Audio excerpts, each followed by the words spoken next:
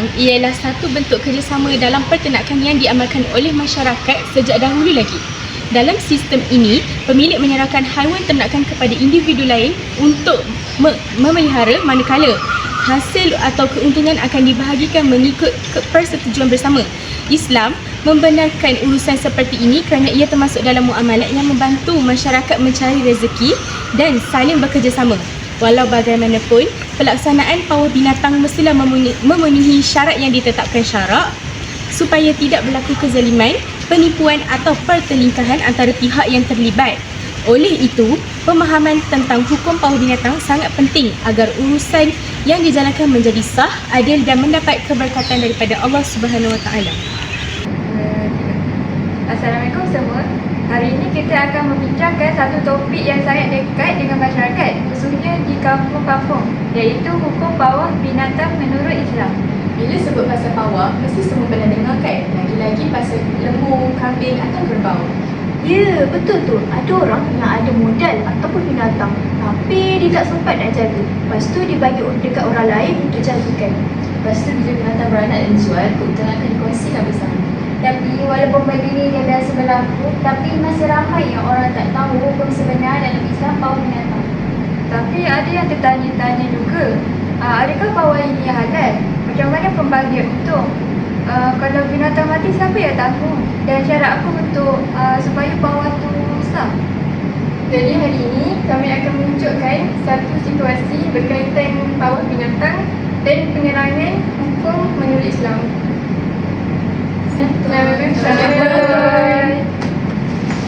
Dah. Pawah binatang berlaku apabila pemilik menyerahkan haiwan ternakan seperti lembu, kambing ataupun ayam kepada pihak lain untuk dijaga dan dipelihara. Jadi hasil ataupun keuntungan daripada haiwan tersebut akan dibahagikan mengikut persetujuan bersama. Menurut kitab Fiqh Al-Hidayah, pawah termasuk dalam muamalat yang sah selain tiada unsur penipuan, kelaziman atau pertelingkahan. Rasulullah SAW bersabda, barang siapa yang menyerahkan sesuatu urusan kepada orang lain, hendaklah ia amanah dan berlaku adil. Hadis sahih riwayat Bukhari dan Muslim. Contohnya, seorang peternak menyerahkan 5 ekor kambing kepada jirannya untuk dijaga selama 3 bulan.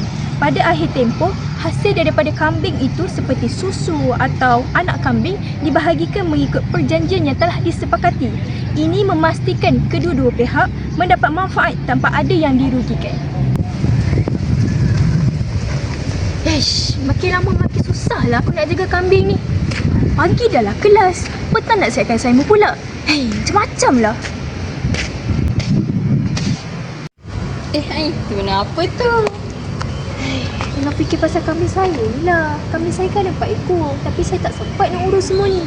Sayang juga tu kalau tak jaga elok. Itulah, saya tengah fikir ni pasal kambing saya. Risau-risaulah. Tak cukup makan ke, kurus ke. Kan? Awak tak ada orang yang boleh tolong jagakan ke? Itulah, saya terfikir juga nak pawahkan dekat orang lain ni. Hah? Pawah? Apa tu? Pawah? Maksudnya kita minta orang lain tolong jagakan. Nanti kalau kambing tu dah beranak ke ataupun dijual ke, kita bagilah hasil dia. Oh, macam kerjasama lah. Betul? Kalau macam tu, saya boleh tolong jagakan. Dekat rumah saya ada kawasan kosong. Serius lah Muna? Ya, betul-betul. InsyaAllah boleh. Alhamdulillah, terima kasih Muna. Sama.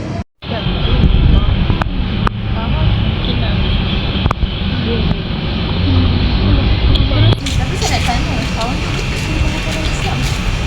Saya tak pasti nak tak kira. Korang bincang apa tu? Pasal pawah kambing ni. Saya pernah dengar Ustaz cakap pasal benda ni digunakan dalam Islam kalau ada syarat yang tertentu. Apa syarat tu? Saya tak pastilah. Apa kata fikiran besar sama lah?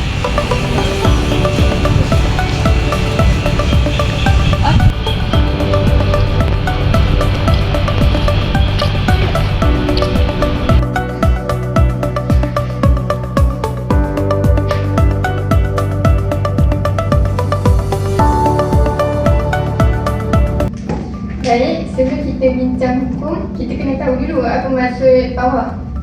Pawah adalah satu bentuk kerjasama antara pemilik binatang dan penjaga binatang untuk mendapatkan keuntungan bersama.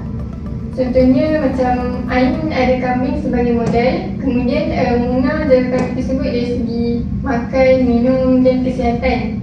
Bila kambing tersebut beranak atau dijual, keuntungan perlu dibahagikan. Oh, jadi kedua-dua pihak lah dapat keuntungannya. Betul tak? Jadi Ustazah, apa hukum pawai dalam Islam? Hukum pawai dalam Islam adalah harus, Kenapa harus Ustazah? kerana ia termasuk dalam konsep kerjasama dan tolong-menolong yang tidak digalakkan dalam syarak. Maksudnya Islam galakkan kerjasama macam ni? Ya, Islam sangat menggalakkan umatnya untuk saling bantu-membantu dalam mencari rezeki yang halal. Islam juga menekankan konsep tolong menolonglah kamu dalam perkara kebaikan. Jadi, pawah juga boleh membantu pemilik binatang yang sibuk dan penjaga yang ingin mencari pendapatan. Jadi apa syarat bagi hukum pawah ni Ustazah? Ada beberapa syarat utama. Syarat utamanya ialah kedua-dua pihak mesti redha dan setuju. Maksudnya tak boleh paksa? Ya, semua akad dalam Islam perlu dibuat secara rela hati. Syarat kedua ialah pembahagian keuntungan perlu dibuat dengan jelas. Contohnya? Contohnya macam anak pertama milik pemilik, anak kedua milik penjaga.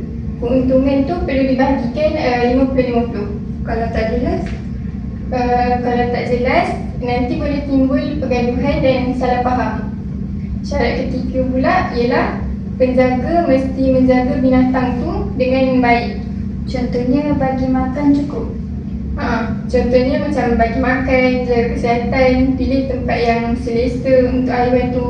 Islam sangatlah melarang penganiayaan terhadap haiwan. Untuk sah, pawah binatang mesti memenuhi beberapa syarat. Kedua-dua pihak mesti bersetuju dengan jelas tentang jenis binatang dan tempoh penjagaan. Penjaga mesti amanah dan menjaga haiwan dengan baik. Tiada unsur penipuan atau menelantarkan binatang sehingga rosak. Dengan syarat ini dipenuhi, pawah menjadi urusan muamalat yang halal dan berkait.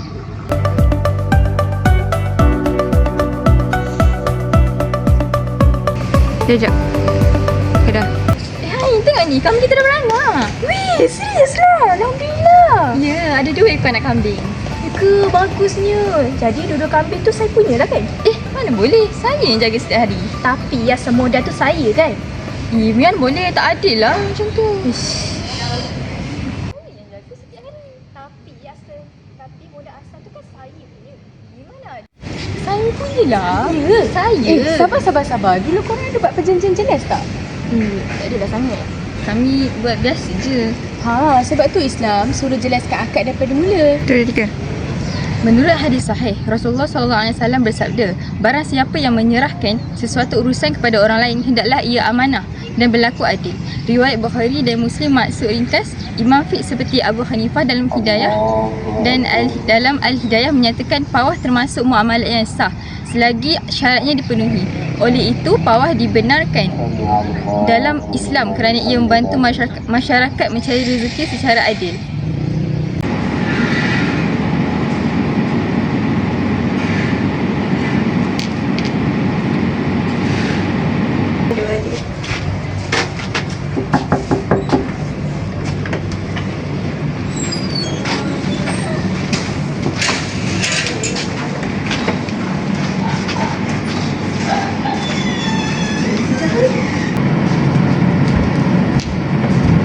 Assalamualaikum Ustazah. Kami ada persoalan berkaitan akad. Akad ni penting ke menurut Islam? Dalam Islam, akad ni sangat penting. Oh, akad bermaksud persetujuan yang jelas antara kedua-dua pihak kan?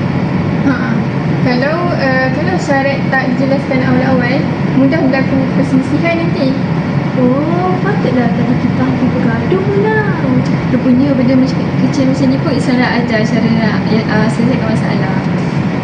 Betul, dalam Islam ni sangat mementingkan keadilan dan hubungan sama manusia. Ustazah, kalau kami mati macam mana? Kalau mati tanpa kecuali penjaga, kerugian akan ditanggung pemilik asal. Kalau penjaga jual? Kalau penjaga jual contohnya macam tak bagi makan, biar sakit ataupun tak jaga dengan baik, penjaga tu akan dipertanggungjawabkan. Oh, maksudnya amanah sangat penting lah ya? Sangat penting dalam setiap urusan Islam. Terima kasih Zazah.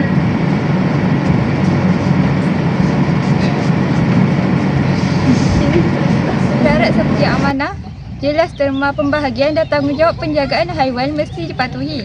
Dengan itu, tidak timbul sebarang pertelingkahan dan urusan dijalankan dengan adil. Kembali. 1, 2, 3. Pembahagian hasil pawah boleh dilakukan mengikut persetujuan awal. Contohnya, sekiranya 5 kambing di pawah dan 2 anak kambing lahir, pemilik dan penjaga boleh dibahagikan secara 50-50 atau ikut nisbah yang dipersetujui. Begitu juga dengan hasil susu dan keuntungan penjualan, semuanya mesti jelas dan untuk mengelakkan pertelingkahan.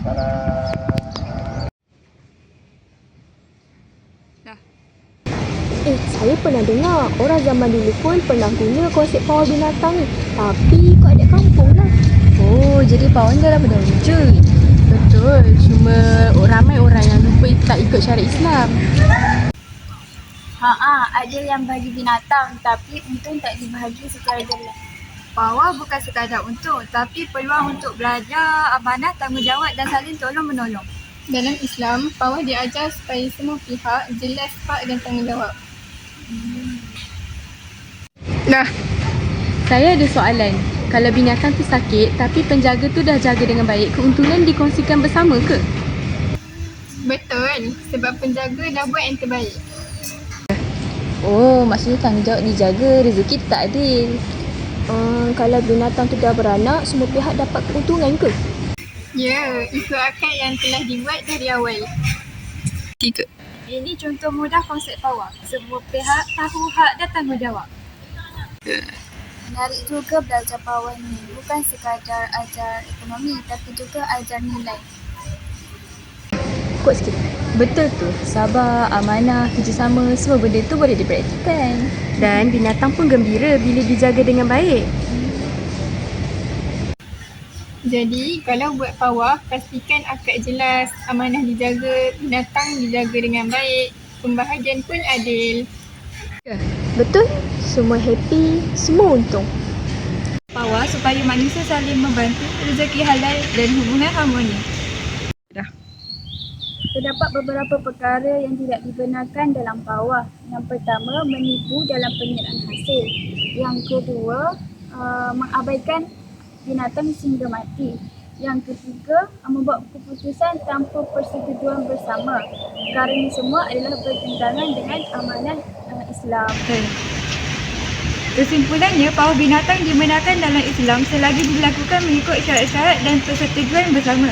Amalan ini dapat membantu masyarakat serta memupuk sikap amanah dan kerjasama dalam mencari rezeki yang halal. Namun, ia mestilah dilakukan dengan syarat yang betul dan jelas. Selain itu, kedua pihak perlu amanah dan bertanggungjawab.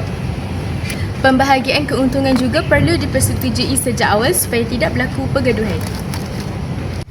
Islam mengajarkan umatnya supaya berlaku adil dalam setiap urusan termasuk muamalat dan pekerjaan. Dengan adanya sistem pawah, masyarakat dapat membantu antara satu sama lain dan mencari rezeki secara halal. Sekian daripada kami. Terima kasih. Bye. Okay, bye. Ya, kot.